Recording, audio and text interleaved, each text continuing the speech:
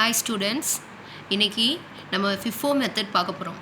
FIFO method அப்படின்னா யூஸ்வலாக ஒரு ஃபேக்ட்ரியில் கொடவுனில் ரா மெட்டீரியல் ஸ்டாக் பண்ணுவாங்க.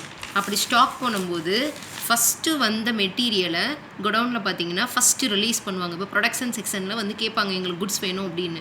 அப்போ கொடவுனில் தான் ஃபஸ்ட்டு ரிலீஸ் பண்ணுவாங்க. முதல் வந்த குட்ஸை அவங்க வந்து என்ன செய்ய போகிறாங்கன்னா முதலே ரிலீஸ் பண்ணுறாங்க. அப்புறம் ரெண்டாவது வந்த குட்ஸை அடுத்தது தான் பார்ப்பாங்க. ஸோ ஃபஸ்ட்டு வந்தது இப்போ 1ஆந்தேதி வந்திருக்கு, அடுத்த 2ஆந்தேதியும் பொருள் பர்ச்சேஸ் பண்ணியிருக்கோம், 3ஆந்தேதியும் பர்ச்சேஸ் பண்ணியிருக்கோம் அப்படின்னா இவங்க ப்ரொடக்ஷன் டிபார்ட்மெண்ட்டில் பொருள் கேட்டாங்கன்னா ஃபஸ்ட்டு டேட்டில் உள்ளதை மட்டும்தான் அவங்க இஷ்யூ பண்ணுவாங்க. ஸோ இதுதான் வந்து ஃபிஃபோ. தட் இஸ் ஃபிஃபோனா என்ன அர்த்தம்னா first in first out method. முதல் வந்தது முதல் வெளியே போகுது. இதான் இந்த ஃபிஃபோ மெத்தட். ஓகேவா? First in first out method. இப்போ இதில் ஒரு ப்ராப்ளம் பார்க்க போகிறோம். இப்போ இந்த ப்ராப்ளமில் நீங்கள் ஃபிஃபோ மெத்தடில் இதை நீங்கள் எங்களுக்கு சால்வ் பண்ணி கொடுங்கன்னு அவங்களே கொடுத்துருக்காங்க. இதில் ஃபஸ்ட்டு January 2 ஒவ்வொரு டேட் வைஸ் கொடுத்துட்டாங்க. இதை நம்ம ஃபிஃபோ மெத்தடில் இவங்களுடைய பேலன்ஸ் என்னன்றதை நம்ம கண்டுபிடிக்க போகிறோம், க்ளோசிங் பேலன்ஸ். இப்போ நான் என்ன செய்கிறேன்னா இதில் ஒரு ஃபார்மட் மாதிரி போட்டுட்டேன். ஃபிஃபோ அப்படின்னாலே நான் ஆல்ரெடி சொல்லிட்டேன், first in first out method.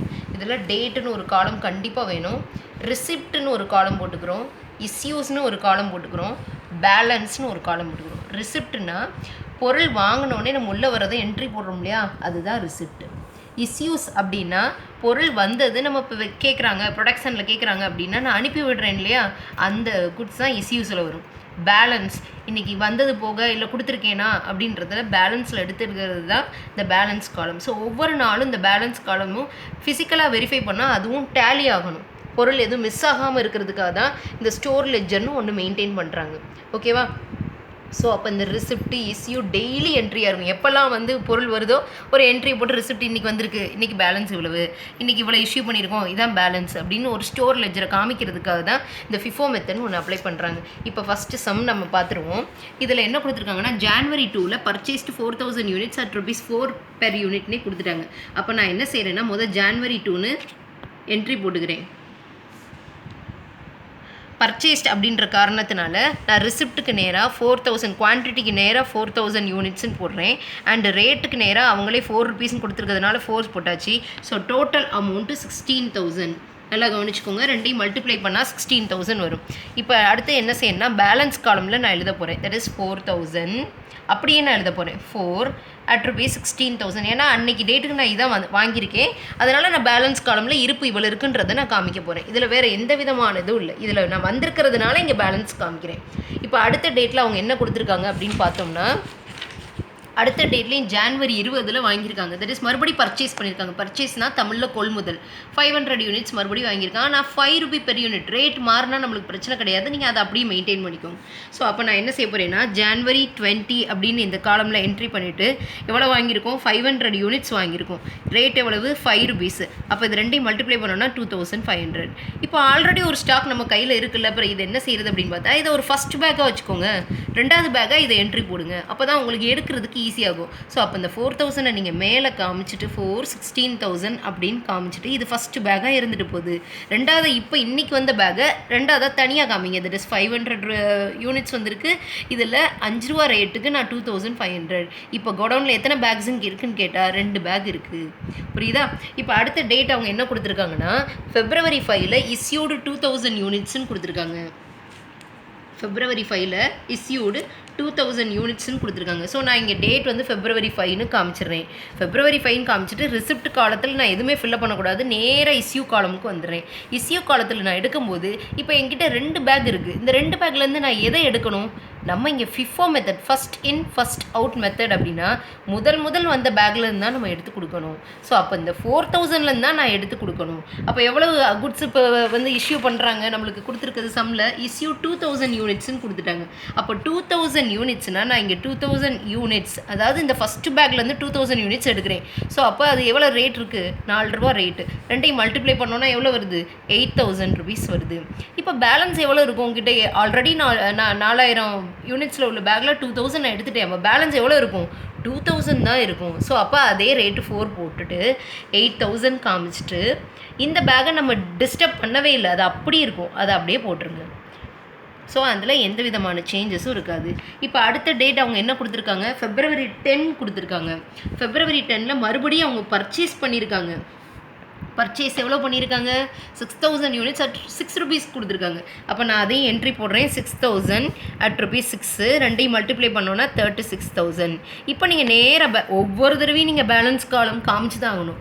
Already ஒரு 2000 ஃபஸ்ட் பேக்லேயே 2000 இருக்குது, செகண்ட் பேக்கில் ஒரு 500 இருக்குது. இப்போ புதுசாக ஒரு பேக் வாங்கியிருக்கோம். ஸோ நீங்கள் ஆர்டர்லேயே எழுதிக்கிட்டிங்கன்னா தான் ஈஸி. ஏன்னா நம்ம ஃபஸ்ட்லேருந்து தான் நம்ம எடுக்க வேண்டியது இருக்கும். அதனால் நான் ஆர்டர்லேயே எழுதிக்கிறேன். 500 ஒரு பேக் இருக்குது, 2500. அப்புறம் இப்போ புதுசாக இப்போ நியூ என்ட்ரி ஆன பேக்கை இப்போ நான் கடைசியாக போட்டுக்கிறேன். 6000 6 36,000. ஸோ அப்போ என் கையில் இப்போ பேலன்ஸ் எவ்வளோ இருக்குது? 3 பேக்ஸ் இருக்குது. இப்போ அடுத்த டேட்டில் என்ன கொடுத்துருக்காங்க? February 12 இஸ்யூடு 4000 யூனிட்ஸ்ன்னு கொடுத்துருக்காங்க. ஸோ இப்போ நல்லா பார்த்தீங்கன்னா February 12 இப்போ February 12 அவங்க எவ்வளோ கொடுத்துருக்காங்கன்னா இஸ்யூ 4000 யூனிட்ஸ்னு அவங்களே கொடுத்துருக்காங்க. இப்போ நான் 4000 யூனிட்ஸ்னால் நல்லா பார்த்துக்கோங்க. என் கையில் ஃபஸ்ட்டு பேக் இருக்குது, செகண்ட் பேக் இருக்குது, தேர்ட் பேக் இருக்குது. நான் ஃபஸ்ட்டு பேக் மட்டும்தான் டச் பண்ணணும். ஆனால் நான் 4000 யூனிட்ஸ் கொடுக்கணும். ஆனால் ஃபஸ்ட் பேக்கில் 2000 யூனிட்ஸ் இருக்குது. இப்போ வேறு ஒன்றும் பிரச்சனை இல்லை. ஃபஸ்ட் பேக் முடிஞ்சோடனே செகண்ட் பேக் எடுங்க, செகண்ட் பேக் முடிஞ்சோடனே தேர்ட் பேக் எடுங்க. அவ்வளோதான் கான்செப்ட். இப்போ நான் ஃபஸ்ட் பேக்கில் 2000 யூனிட்ஸ் எடுத்து நான் ரிசியூஸில் காமிக்கிறேன். ₹4. அப்போ 8000 வந்துடும். இப்போ அடுத்தது எவ்வளோ இருக்குது? எனக்கு பேலன்ஸ் இன்னும் 2000 யூனிட்ஸ் கொடுக்கணும். இதில் 500 எடுத்துடுறேன். ஸோ அப்போ 500 ₹5 ரேட்டில் 2500. இப்போ அடுத்து இன்னும் பேலன்ஸ் என் கையில் எவ்வளோ இருக்குது? நான் எவ்வளோ இஷ்யூ பண்ணணும்? 1500. ஏன்னா மொத்தம் 4000 சொல்லியிருந்தாங்க. அதில் 2000 கொடுத்துட்டேன், 500 கொடுத்துட்டேன், இன்னும் 1500 இருக்குது. அப்போ நான் மூணாவது பேக்லேருந்து 1500 கொடுக்குறேன். எந்த ரேட்டு? ₹6 ரேட்டு. ஸோ அப்போ அது ரெண்டையும் மல்டிப்ளை பண்ணோன்னா 9000 வருது. இப்போ பேலன்ஸ் நம்மக்கிட்ட என்ன இருக்கும்? இதுவும் முடிஞ்சுது. ஃபஸ்ட் பேக் முடிஞ்சிருச்சு, செகண்ட் பேக்கும் முடிஞ்சிருச்சு. இப்போ தேர்ட் பேக் மட்டும்தான் என் கையில் இருக்குது.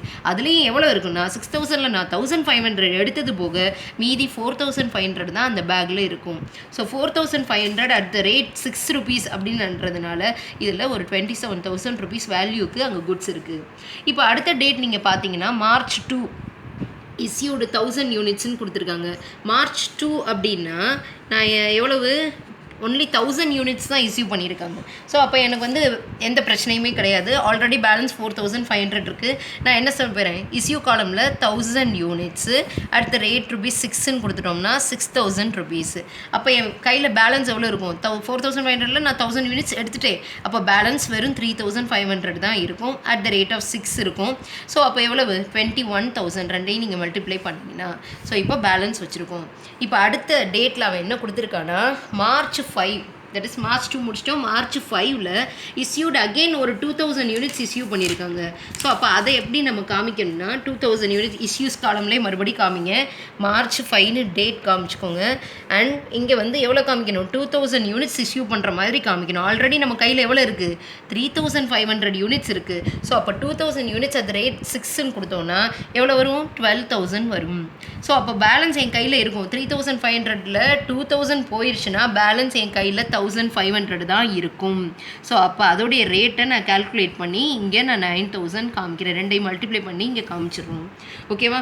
ஸோ இப்போ நெக்ஸ்ட்டு என்ன கொடுத்துருக்காங்கன்னா இந்த சம்மில் பார்த்தீங்கன்னா March 15ல் ஒரு பர்ச்சேஸ் மறுபடியும் நடத்துகிறாங்க. That is 4500 units ₹5.50. ரேட் நம்மளுக்கு மாறிக்கிட்டே தான் இருக்கும். ஒரே மாதிரி இருக்காது ஸ்டாட்டிக்காக. அதனால நம்ம மாற்றிக்கிட்டே தான் இருக்கும். ஸோ March 15 நான் என்ட்ரி போட்டு அதில் நான் பர்ச்சேஸ்னால் ரிசிப்ட்டுக்கு வந்துடுவேன். ரிசிப்ட்டில் எவ்வளோ போட போகிறோம்?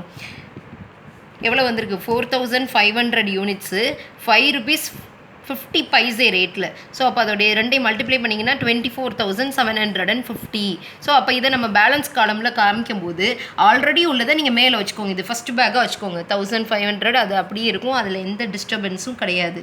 இப்போ நீ புதுசாக வாங்கினதை கீழே போட்டுக்கோங்க. That is 4500 ₹5.50 and 24,750. இது ரெண்டாவது பேக். ஸோ இப்போ நம்ம கையில் இருக்கிறது 2 பேக்ஸ் தான் இருக்குது.